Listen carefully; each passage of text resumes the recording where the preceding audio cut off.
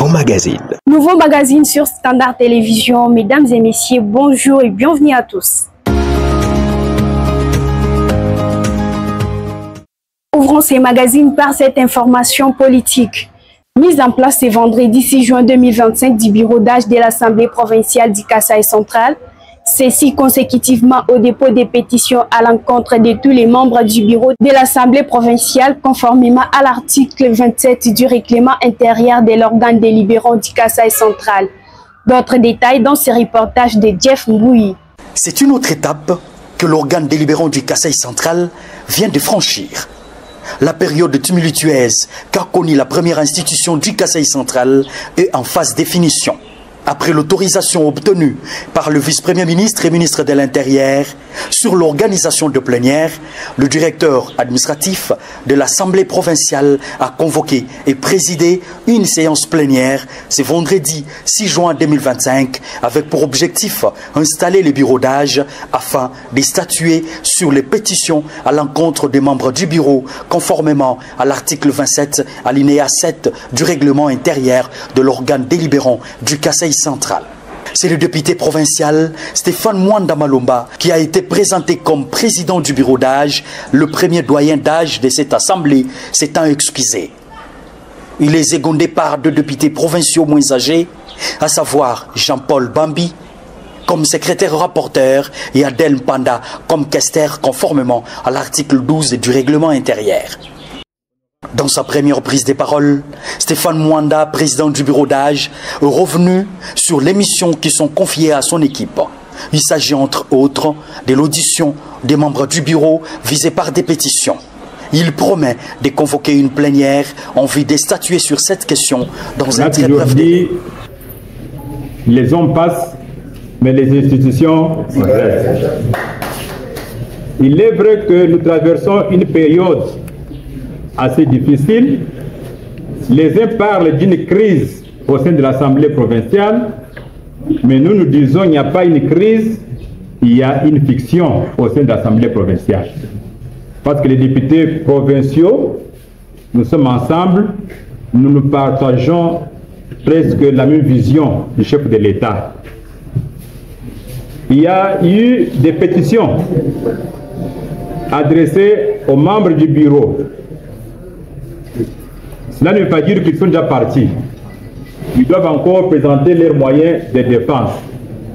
Les jours que nous allons organiser la plénière pour traiter sur ces pétitions, c'est ceux-là qui sont visés par ces pétitions et qui vont convaincre les députés vont récupérer leur poste. Mais ceux qui ne vont pas convaincre les députés, à ce moment-là, nous allons procéder au remplacement. Mais pour le moment, nous invitons la population centre-kassaïenne de rester calme jusqu'à l'aboutissement heureux de ce processus qui commence ce jour. Rappelons que, bien avant la tenue de cette plénière, les éléments de la police nationale congolaise ont empêché les députés provinciaux à rejoindre le Capitole, siège de l'Assemblée provinciale, ordre qui viendrait des autorités provinciales visiblement mécontentes de la tenue de cette plénière. Toujours en politique, la fédération de l'IDPS Kananga a un nouveau dirigeant.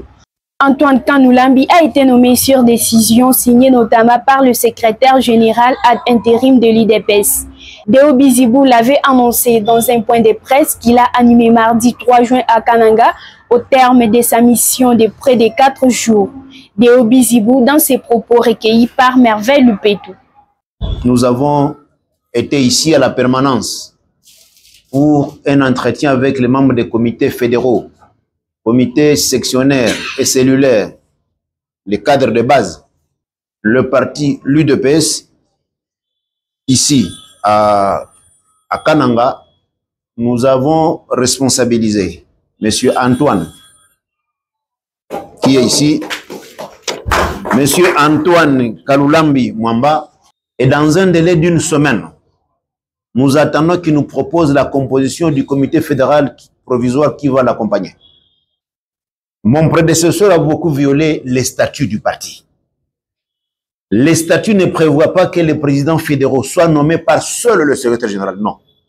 Nous demandons à tous les combattants et cadres de l'UDPS d'accompagner dans ce travail le président Antoine, qui va continuer à faire ce travail, qui va faire ses consultations, et tout au long du travail, dans son mandat, que tous les cadres du parti et les membres l'accompagnent. Autre chose dans ces magazines, le marché pirate refait surface sur différentes artères de la ville de Kananga. C'est en tout cas le constat fait par Standard Télévision dans une ronde faite au cours de la semaine dernière. Plus de détails dans ce reportage rendu par Mireille Michoui. Interdit de vendre à la sauvette plus d'une fois par les maires de Kananga, les vendeurs et vendeuses n'ont toujours pas désarmé. Contrairement aux années précédentes, la situation est devenue autre cette fois-ci. Si d'une part des nouveaux étalages ont vu jour, d'autre part des maisonnettes nouvellement construites sont visibles. C'est notamment à l'entrée de l'avenue Guillaume Loubaya, ex de la mort, Kinkole, Dibanda, Dissapé à côté du shop Vodacom, ainsi que sur l'avenue Jukamine. Ici, on trouve des restaurants de fortune, des garages, boutiques d'habillement, salons de coiffure, sont visibles et des activités s'y exercent en toute quiétude. Sur le rond-point El Michel, en face de l'ancien quartier général de la Monisco, c'est un marché sans nom qui accueille des vendeurs et vendeuses du jour le jour. Une situation qui impacte sur la circulation des piétons qui sont obligés d'utiliser la chaussée au lieu des trottoirs car occupés par les étalages, ce qui favorise les cas d'accident sur la ville. La situation est aussi la même au rond-point Capelito, sur l'avenue Louloua, mais aussi en face de l'hôpital Pax. Contacté à ce sujet, le maire de la ville de Kananga qui s'est exprimé hors micro et caméra nous a révélé que son récent communiqué dans lequel elle demandait aux vendeurs de vider les trottoirs avait été suspendu par le gouverneur de province à travers un communiqué signé par son cabinet. Mes services sont à pied d'œuvre et travaillent afin qu'une commission soit constituée des membres de la société civile, des journalistes et représentants de la population, afin de ressortir de nouvelles orientations en ce qui concerne cette situation, a renchéri Rose Mwadi Moussoubé. Pour sa part, le chef des travaux Freddy Biamani Kaloumé, analyste des questions économiques, déplore le fait que les mesures prises par les autorités ne soient pas suivies par des mécanismes d'accompagnement. Pour cet analyste, les autorités doivent commencer par préparer les places qui devront accueillir ces vendeurs qui constituent un manque à gagner en termes de recettes de la province. Moi, je pense qu'il revient à l'autorité d'abord de réunir tous ces acteurs, tous ceux-là qui exploitent ce marché, c'est une chose, et aussi leur indiquer les sites appropriés pour les abriter, les héberger au marché. Certainement, il y a d'autres communes qui n'ont pas de marché, comme la commune d'Endécha qui n'a pas un marché couvert. Les autres communes ont encore des marchés, mais qui ne sont pas d'une capacité aussi importante. Donc, il faut voir et créer des sites. Parce que si tout le monde va dans les marchés, notamment Salongo, Ofida, marché couvert et conso, je pense que ces marchés n'auront pas la capacité de les abriter. Donc, ça relance aussi le débat des infrastructures en termes de marché public qu'il faut ériger. Mais ce qui est vrai, il faut sensibiliser ceux qui utilisent ces marchés pour que l'ordre soit respecté. Il faut rappeler qu'à travers son communiqué officiel, le maire de la ville de Kananga porte à la connaissance des marchands et marchandes occupant les trottoirs et certaines avenues, particulièrement les propriétaires des salons de coiffure, restaurants de fortune en tôle et en bâche, des étalages de vente de carburant, des garages de réparation de motos au rond-point Cacherté, mais également des véhicules tombés en panne, de libérer les trottoirs. Autre actualité, 5 années se sont écoulées depuis leur retour d'exil en Angola, où ils avaient trouvé refuge pour échapper à la violence du conflit Kamwina-Nsapou qui a ravagé la région du Kasaï entre 2016 et 2019. Aujourd'hui regroupés dans la commune de Ngaza, village de Nkonko, précisément au sein des camps informels baptisés Denise et Fati. Situés à une dizaine de kilomètres du centre-ville de Kananga, chef-lieu de la province du Kasaï central, ces Congolais rapatriés vivent dans des conditions de précarité extrême, frôlant l'inhumanité.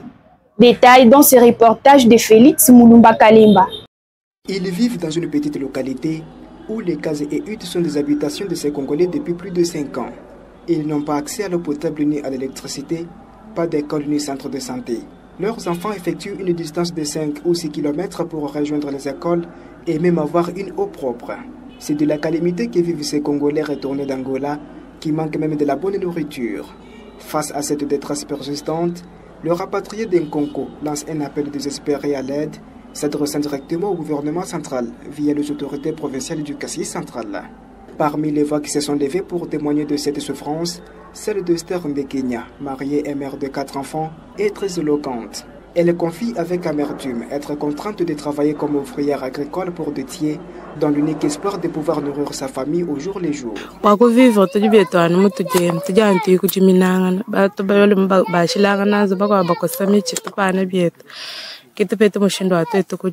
Le désarroi est également palpable dans le témoignage de Paul Moudipano Kabalo, père d'une fratrie. Désespéré, sa père ne reconnaît qu'une seule assistance d'une organisation du système des Nations Unies. Les autorités qui se sont succédées n'ont apporté aucune réponse à leurs desiderata. Déjà, moi, pendant 5 ans, quand on a un ravitaillement, quand on a un soutien, mais en attendant, bon moment, tout le monde, construction à Touzoubou. La question de l'accès à l'eau potable est un autre défi majeur auquel sont confrontés quotidiennement les habitants de Kamfati et Kamdenise. Vicky Tibola, une femme veuve et sans enfant, a exprimé avec force le manque d'eau salubre dans ces lieux de regroupement.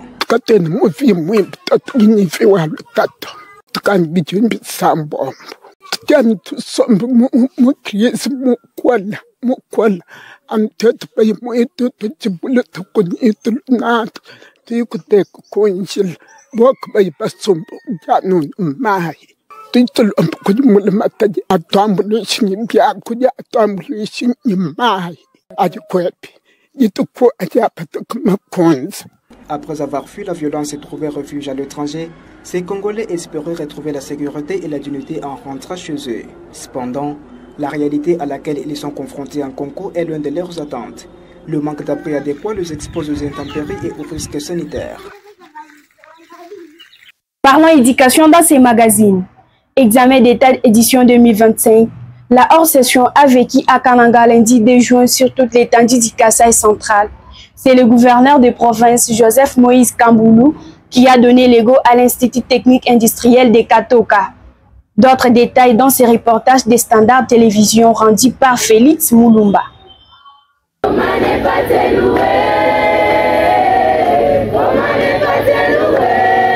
Pour cette année scolaire, le Kasaï central attend au total 45 388 candidats, dont 15 273 filles, soit 44% des participations des filles. Ces épreuves certificatives se déroulent durant 4 jours. C'est une période cruciale pour le candidat des options techniques qui présenteront leurs épreuves de technique professionnelle. Au cours de la cérémonie, le prophète de Richard Pampagné est revenu sur les statistiques des candidats attendus pour la province éducationnelle du Kasaï central 1. La province éducationnelle Kasaï central 1, code 81, nombre d'inscrits 29 933, dont 10 878 filles. Nombre de centres organisés 82, dont 38 centres dans la ville de Kananga, 15 centres dans le territoire de Demba, 16 centres dans le territoire de Libaya, 13 centres dans le territoire de Dimbélé. Options organisées, 25 au cycle long et 5 au cycle court. Voici en bref la carte de visite de notre inspection principale provinciale Kasaï central 1. Au deuxième jour des épreuves, le candidat des options telles que commercial et gestion, électricité, électronique et que sais-je seront pour les uns devant des épreuves de situation d'intégration écrite, pour les autres schémas et j'en passe. Voilà pourquoi le délégué du ministère de l'Éducation nationale à Kananga a donné des conseils aux élèves finalistes du cycle long et cycle court pour une meilleure passation de ces épreuves. Chers élèves, s'ils veulent devenir demain gouverneur, s'ils veulent devenir inspecteur général adjoint, s'ils veulent devenir bourgmestre, saisissez l'occasion maintenant, c'est l'occasion que je vous ai donnée maintenant. Au nom de toute la délégation, nous souhaitons bonne chance à nos élèves. De son côté, le gouverneur du Kasaï central Joseph Moïse Kamboulon-Konko, qui a donné le goût de ces épreuves, est également revenu sur quelques conseils pratiques, mettant en garde tout fauteur des troubles. Les intervenants affectés dans les différents centres de passation de ces épreuves doivent, d'une part, travailler dans le respect strict des instructions à la matière et d'autre part, éviter toute attitude facilitant le favorisme, la ruse, fraude et tout ce qui peut ne pas favoriser une bonne passation de ces épreuves.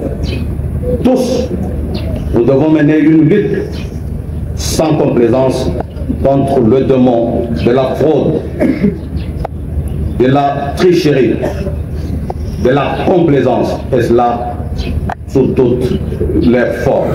Deux élèves que nous avons rencontrés à la sortie de salle d'épreuve se sont exprimés sur le déroulement de différents examens qu'ils qualifient d'abordables. Bon, tout s'est bien passé vu que nous étions d'ailleurs préparés pour ça depuis tout ce temps. C'était trop bien vu que les questions qu'on a posées là-bas, c'était les questions étudiées à l'école. C'était vraiment excellent. Trop facile encore. En santé, prévention des maladies pendant la saison sèche. Standard Télévision a interrogé un médecin à ce sujet. Le docteur Gédéon Moukinaï, médecin directeur de la polyclinique La Reconnaissance, conseille aux adultes de boire beaucoup d'eau et aux parents de prendre soin de leurs enfants. Il l'a dit dans ses propos recueillis par Merveille Loupetou. Pendant la saison sèche, nous avons quelques pathologies ou maladies qui affectent particulièrement les voies respiratoires. Alors, nous avons deux types de voies respiratoires. Nous avons les voies respiratoires supérieures ainsi que les voies respiratoires inférieures. Concernant l'agent causal ou bien les germes en cause de ces types de pathologies ou maladies, nous avons les virus ainsi que les bactéries qui interviennent dans ces deux types d'infections. Alors, pour ce qui concerne les voies respiratoires supérieures, nous avons les maladies qui intéressent le nez. Nous avons les maladies qui intéressent le larynx ou les pharynx, pour bien dire. Entre d'autres termes, je peux parler de rhume, je peux parler de la grippe, pour essayer un peu de simplifier mon expression médicale. Alors, en ce qui concerne les voies respiratoires inférieures, c'est toute la partie qui concerne les poumons. Là, on peut avoir des pneumopathies ou des pneumonies ou des bronchites en quelque sorte. Et toutes ces maladies, comme je peux bien le rappeler, sont causées par des bactéries ainsi que des virus. Il y a aussi des causes idiopathiques dues au coup de froid, particulièrement chez les tout petits ou les enfants, si on peut bien les appeler comme ça. Il faut éviter d'exposer les enfants au coup de froid, surtout matinal. Éviter de les exposer aux poussières. Si par moment on peut prévoir un geste barrière comme le port de cache-nez, c'est très important pendant cette période de saison sèche. Chez les adultes, mêmement, il est aussi conseillé de ne pas s'exposer aux poussières. Bouclons ces magazines par cette information. Clôture la semaine dernière de l'atelier d'indiction à la deuxième phase du projet PMNS organisé par l'association de santé familiale ASEF, représentation du Kasaï central. Cet atelier a réuni toutes les parties prenantes au projet durant 4 jours. Détail dans ce reportage de Pascal Kabisekele. Contribuer à la mise en œuvre des interventions de la planification familiale, des violences basées sur le genre, des mécanismes de gestion des plaintes et de la communication pour le changement social et des comportements du programme multisectoriel de nutrition et santé dans la province du Kasaï central. Tel est l'objectif de cet atelier qui a réuni plus de 100 personnes, parmi lesquelles le représentant du ministère provincial de la Santé, de PENSER, PRONANUT, UNFPA, UNICEF, UGPDSS, de médecins chefs des zones de santé, de représentants des organisations locales, ainsi que de journalistes. Durant 4 jours, divers modules ont été exposés afin de présenter chaque composante, ainsi que les activités relatives à la deuxième phase du PNMS. Dr Chalet Selego est représentant provincial de ASEF et chef du projet PNMS Kasaï central. Déjà, l'objectif général reste notre contribution pour lutter contre le cas de malnutrition chez les enfants âgés de 2 ans.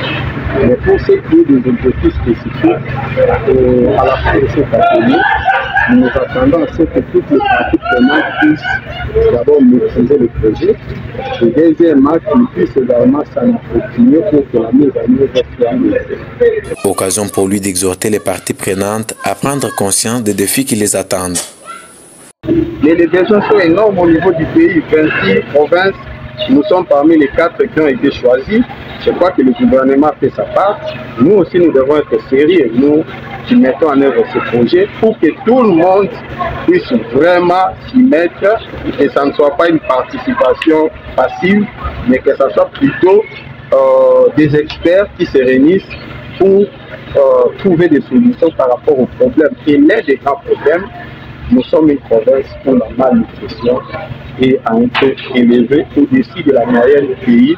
Donc nous ne pouvons pas nous réunir pour commencer à blaguer ou à faire des choses qui ne vont pas aider la communauté centre-Kassaï. Ayant pris part à l'ouverture de cet atelier, la ministre provinciale en charge de la santé a salué l'organisation de cette activité tout en promettant son accompagnement.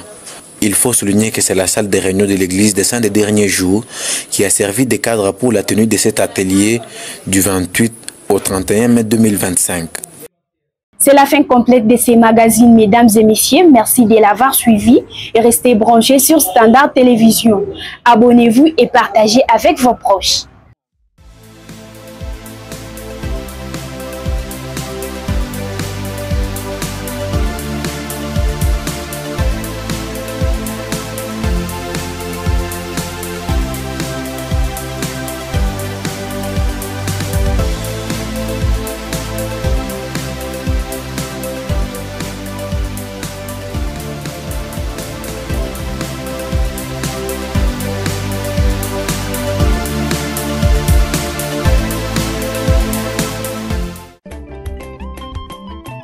Ilunga ni chala badibimpe bonso bwabu bajolola munkwasa. Ilunga ujua mbile chala netu ya munzubu wa chila jilu. Chala ujua imana kulu mutangili ilunga mumpala. Ujua mupesha kapot kumpala kwa bionso. Chenze jechi chakupesha ilunga chinji chikola. Tuya munzubu wa chila jilu. Kwa takandundu. Echinchi nyechi chamalo akandundu. Ka! Chilebana mumpongo. We utuka wena fenyi. Muka jufeshe bayende kandundu obu kufetangana. Ebi byonso ebi manga. Mubika jilibe abankambo betu. Chele. Utuka muvu ni mumu nanganyi. Wenzele kandundu. Ujusu konshiba. Ilunga ujuka nga chibi chakunzu bwa chila jilu ne umushia. Uju yokuno maluvu munzu bwa chinuinu. Munzu bwa chinuinu mulunda wende uva musomba mubyende. Umumo na mwikale bu muntu uje ne bwalo. Uju semena pa bwipinende ne uju mwebeja. Chena mukumo na mutu to. Uju bwalwanyi. Mulunda wani kofukangi. Jikumo na wewe ni chinchi chabu. Uji ne bwalo anyi. Lekela mwena janyi. Muka janyi kilimpe chinchi chonswechi. Uju mpeshe kandundu otutubetane nene. Mwanetu. Muka jeba uju kwenzele bimbi. Kwena mumenyene bobwimpu kweba anyi. Kandundu kajika kubabantu bokupeta mafu adika imelele menji. Nikabehula kumasama ajuumbukila kujipetangana jamulume numukaji. Nijisama jasida. Toske jila mulunda wanyi. Nankumanya mpinje kwa chinyi shela bana vumpesha kandundu. Makelele. Nyanga muka jantu anende kunzubu obukolo bwa mubiji. Wabaturonge shemishindu mimpe ya kwenzela ntanto obuleji munda mwajiko mwakulu ata kandundu bimbe. Kwa ata mulunda wanyi. Tosa kijili. Tuete bonso to kwa ngata jipanganyika ya shulumbu cha kwenzela lele luimpe munda mwajiko. Batatu benanzubu balumene bakaji. Lulele menji mbwalu bwa bantu bonso. Ujibu tangile balumene bakaji. Wansombele mulenga mumekwetu.